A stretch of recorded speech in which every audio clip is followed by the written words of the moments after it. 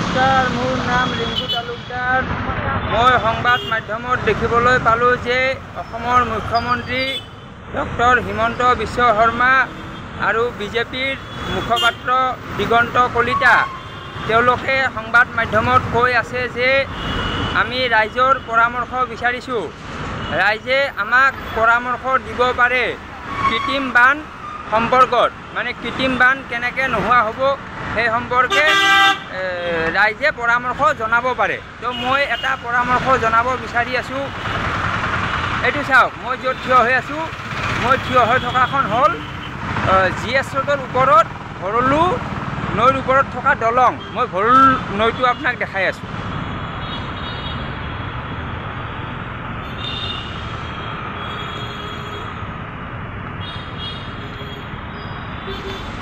এইটো হ'ল ভৰলু নৈ। এই ভৰলু নৈটো আপোনাৰ এইটো GS ৰোড, এইটো GS ৰোড, এইটো GS ৰোড আৰু এইখন দলং, এইখন দলং মানে GS ৰোডৰ ওপৰত দলং এখন আছে আৰু দলংখনৰ তলেদি ভৰলু নৈটো আহিছে। এইটো ভৰলু নৈ, এইটো আপোনাৰ জোনালীৰ পৰা ভৰলু ব্ৰহ্মপুত্ৰ নদীলৈকে গৈছে। GS ৰোডত মানে ক্ৰচিং হৈছে। তো বলক মই আপোনাক দেখাই আছোঁ।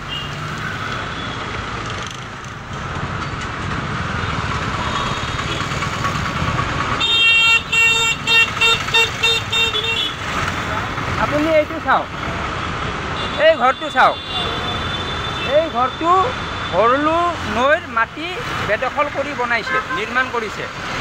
আৰু এইটো চাওক, এই ৰঙা ৰঙা চাওক, ৰঙা ৰঙা অট্টালিকা, বিশাল অট্টালিকা, তাৰে পিছত বগা অট্টালিকা, তিনিটা অট্টালিকা।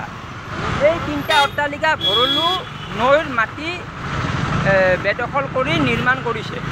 তো এইটো ফলত মানে ভৰলুটো সৰু হৈ গৈছে, সৰু হৈছে। তাৰপিছত আপোনাৰ চাফা কৰিব নোৱাৰে, পানীটো যাব নোৱাৰে, পানীটোৱে মানে বাধা পায়। সেইকাৰণে আপোনাৰ কৃত্ৰিম বানটো হৈ আছে। কিন্তু মুখ্যমন্ত্ৰীয়ে সেইখিনি কথা জানে, কিন্তু জানি কিনেও ক'ব বিচৰা নাই। কাৰণ কিয়? কাৰণ এই যিজন মালিক, এই মালিকজনৰ ঘৰটো তেওঁ ভাঙিব নোৱাৰে, তেওঁৰ দম নাই ভাঙাৰ কাৰণে। সেইকাৰণে তেওঁ মানে মেঘালয়ৰ ফালে দোষটো ঠেলি আছে। কাৰণ গুৱাহাটীৰ ভিতৰত যিমানবিলাক হৈ আছে সেইবিলাক তেওঁ মানে ক'ব মানে সাহস কৰা নাই। আৰু এটা কথা আছে, ইয়াত যিবোৰ মানুহ আছে, এই মালিকজন, আপুনি ভাবিছে নেকি এই মালিকজন গুৱাহাটীত থাকে বুলি? এইজন গুৱাহাটীত নাথাকে, এইজন থাকে আপোনাৰ আমেৰিকা, লণ্ডন। তো গুৱাহাটীত কৃত্ৰিম বানত তেওঁ শাস্তি খোৱা নাই।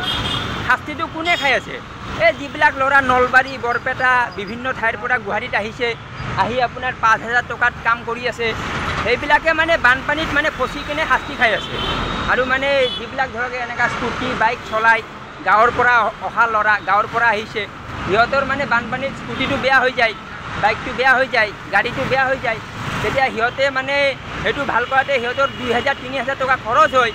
তো জমৰ যাতনাটো মানে গুৱাহাটীৰ মানুহে খোৱা নাই, গুৱাহাটীৰ বাহিৰৰ মানুহে খাই আছে। মানে অসমৰ বিভিন্ন ঠাইত দুখীয়া পৰিয়ালৰ ল'ৰা ঘৰত মানে পইচা পঠালে মানে খাব পাব, নপঠালে খাব নাপায়। এনেকুৱা ল'ৰাবিলাকে আপোনাৰ বানপানীত গাড়ী বেয়া হয়, গাড়ী ভাল কৰোঁতে পইচা দিব লাগে, ঘৰ ভাড়া দিব লাগে, সেইবিলাকৰ মানে হাৰাশাস্তি হৈ আছে। এই মালিকজনৰ হোৱা নাই। এই মালিকজন লণ্ডনত বহি আছে, London, America, New York, Los Angeles, এইবিলাক জেগাত বহি আছে। তো এইবিলাক কথা আমাৰ সামাজিক মাধ্যমত চৰ্চা হ'ব লাগে।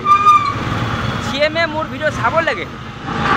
তো মই এইটো পৰামৰ্শ দি আছোঁ, আপুনি যিমান ভৰলু নৈৰ পাৰত এনেকুৱা বেদখল কৰি বনাইছে, যিমান ডাঙৰ মানুহ নহওক, তাক আমেৰিকাৰ পৰা ধৰি লৈ আনক, নহ'লে তাৰ ঘৰ ভাঙি দিয়ক, সি নিজে দৌৰি আহিব।